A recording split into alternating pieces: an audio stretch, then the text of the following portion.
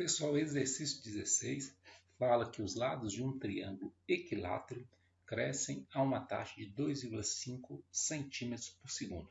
Beleza. Qual o contexto, então? Nós estamos falando de um triângulo, né? E aqui está falando que os lados desse triângulo estão crescendo. É como se a gente tivesse assim, ó, inicialmente você tem um triângulo, aí eles vão crescendo, os lados, ó, o triângulo vai crescendo também. E o triângulo vai crescendo, cresce a sua área, cresce tudo, beleza? O que ele falou então? Que o triângulo é equilátero, vamos chamar cada um dos lados de L, e ele falou que esse lado está crescendo a essa taxa, a essa velocidade aqui, ó. Então, a velocidade, a taxa de crescimento, né, desses lados é de 2,5 centímetros por segundo. Então, a cada segundo, o lado está aumentando 2,5 centímetros, beleza?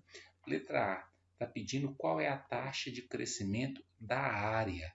Olha só, então a gente vai fazer agora a taxa de variação, a velocidade com que está crescendo a área. Eu sei que o lado está crescendo, e à medida que o lado está crescendo, ó, a área também vai crescendo. Então, qual é a velocidade com que a área está crescendo? Beleza? Só que isso não é calculado direto. Por quê? Porque a área ela não varia direto em função do tempo. A área depende do lado do triângulo. A área é isso aqui, ó. A área de um triângulo equilátero é L ao quadrado, raiz de 3 sobre 4. Então, a área ela está variando em função do lado. E como a gente viu, o lado está variando em função do tempo aqui, ó. O lado está variando em função do tempo segundo aqui, ó. Então, eu tenho que calcular a variação da área em função do lado, que é isso aqui, e a variação do lado em função do tempo, que é isso aqui, ó. A variação do lado em função do tempo, isso aqui eu já tenho, que é o 2,5. O exercício já me deu, ó. Agora, qual que é a variação da área em função do lado? É a derivada de A em função de L, ó. Só fazer a derivada disso aqui. Raiz de 3 sobre 4 é constante que está multiplicando, repete. Derivada de L ao quadrado é 2L. Cancela esse com esse, então vai dar raiz de 3L sobre 2. Então isso eu vou colocar no lugar desse cara aqui, ó. Mas eu já sei que o lado vale 12, ó. Então eu vou substituir aqui, ó.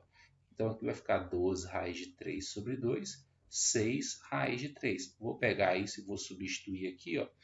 Então vai ficar 6 vezes raiz de 3 vezes 2,5. Então 6 vezes 2,5 aqui, ó, vai dar 15 raiz de 3.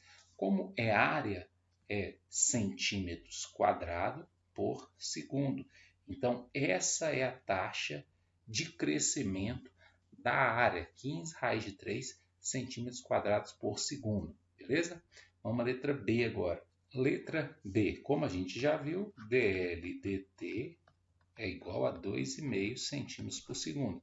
Qual a taxa de crescimento do perímetro? O que é o perímetro? O perímetro, né? O perímetro, ele é a soma dos lados. Então, nesse caso, ele é igual a 3L. De novo, ó, o perímetro, ele depende do lado, que está em função do lado aqui, ó, e o lado em função do tempo. Então, calcular a variação do perímetro em função do tempo é calcular a variação do perímetro em função do lado e a variação do lado em função do tempo. Derivada do perímetro em função do lado. O perímetro é 3L, derivando em relação a L, isso aqui vai dar 3. dl dt, o exercício já deu que é 2,5. Então, aqui vai dar 7,5. Perímetro também é a mesma unidade do lado. Se o lado é centímetro, né? Aqui é o centímetro, né? Então, o perímetro é centímetros por segundo, 7,5 centímetros por segundo. Observa que ele até me deu uma medida para o lado aqui que eu não usei. Por quê? Porque o crescimento do perímetro ele é sempre constante, né? Então, ele não depende de L. Lá na área, você viu que a gente teve que substituir o L pelo valor que foi dado, que era o 12 na letra A. Aqui não precisa, é sempre o mesmo valor aí.